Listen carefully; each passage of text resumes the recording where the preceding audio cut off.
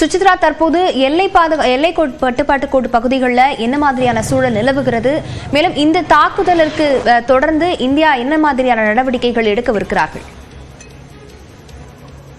நிச்சயமாக, அதாவது இந்தியா பாகிஸ்தானுடைய எல்லை பகுதியான குறிப்பாக ஜம்மு காஷ்மீர் உள்ளிட்ட எல்லை பகுதிகளில் கடுமையான ஒரு பதற்றமான சூழ்நிலை நேற்று இரவிற்கு பிறகு தற்போது நிறைவடைகிறது. மிக முக்கியமாக 3 இடங்களில் இந்த ஒரு எல்லை தாண்டிய தாக்குதலை பாகிஸ்தான் முன்னெடுத்ததை அடுத்து குறிப்பாக அந்த ஒரு ஷெல் ஃபயரிங் அடிப்படையில் இந்த ஒரு தாக்குதல் என்பது பாகிஸ்தான் ராணுவத்தினால் எல்லை தாண்டிய முறையில் செய்யப்பட்டுள்ளது. அதில் 3 இந்தியர்கள் உயிரிழந்தது அதிகாரப்பூர்வமாக தற்போது இந்திய ராணுவத்தால் உறுதிப்படுத்தப்பட்டுள்ளது. இந்த ஒரு தாக்குதலுக்கு பதிலடி தரும் விதமாக ஆபரேஷன் சிந்தூர் என்ற அடிப்படையில் தற்பொழுது பாகிஸ்தானில் இருக்கக்கூடிய தீவிரவாத அமைப்புகளுடைய கேம்புகளையும் இந்தியா தாக்கியுள்ளது மிக முக்கியமாக பார்க்கப்படுகிறது.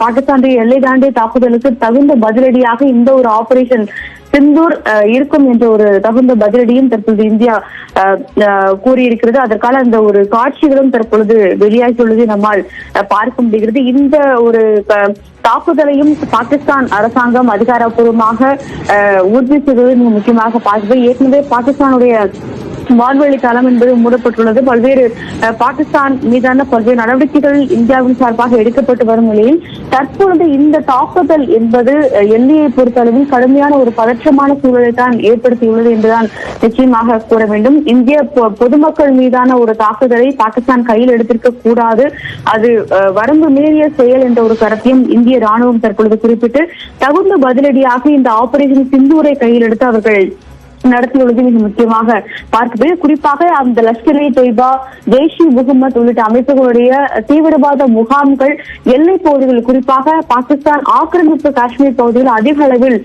இருப்பதாகவும் அதனால் அதை தாக்குவதற்கான ஒரு தகுந்த ஒரு இன்டெல் அடிப்படையில் இந்த ஒரு தாக்குதல் என்பது நடைபெற்றுள்ளது என்ற ஒரு விளக்கத்தையும் இந்திய ராணுவம் அதிகாரப்பூர்வமாக அறிவித்துள்ளது மிக முக்கியமாக பார்க்கப்படுகிறது. இந்த தாக்குதலை தொடர்ந்து பாகிஸ்தானிலும் பல்வேறு ஆலோசனை கூட்டங்கள் தற்போது நடைபெற்று வருவதையும் மிக முக்கியமாக இந்த நேரத்தில் பார்க்க வேண்டும். நேற்று பாகிஸ்தானுடைய பிரதமர் உள்ளிட்ட கேபினெட் சகாக்கள் ISI-னுடைய அதிகாரப்பூர்வ அந்த ஒரு ஹெட் குவார்டர்ஸ் தளத்திற்கு அவர்கள் நேரடியாக விசித்து அந்த ஆலோசனையில் ஈடுபட்டது. இந்த தாக்குதலை பாகிஸ்தான் 3 இடங்கள் தொடர்ந்து LOC, அதாவது எல்லை தாண்டி தாக்குதலாக அவர்கள் நடத்தினார்கள். அதில்தான் 3 சிவிலியன்கள் உயிரிழந்தது மிக முக்கியமாக பார்க்கப்படுகிறது.